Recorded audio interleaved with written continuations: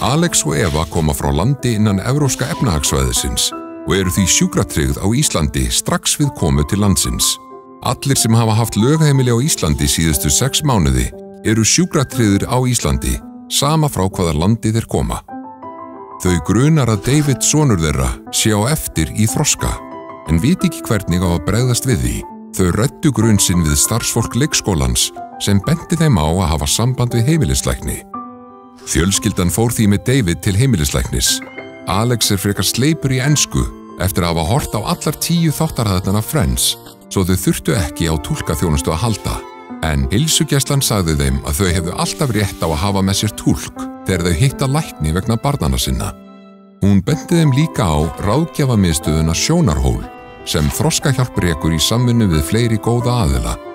Þangað geta allir foreldrar barna með sérþarfir leitað eftir aðstoð. Heimilislæknirinn sá að David gæti þurft á frekari skoðun að halda, svo hann benti þeim á sérfræðilækni. Sérfræðilæknirinn taldi að David gæti verið með frávik í þroska og því vísaði hún fjölskyldunni á greiningarstöð ríkisins til nánari skoðunar. Allar þessar heimsóknir eru ókeypis fyrir börn. Öll börn eiga að njóta sömu möguleika. Ef þú þarft að fá frekari upplýsingar, hafðu þá samband við okkur hjá Þroskahjálp í síma 588 9390 eða þroskahjálp@þroskahjálp.is.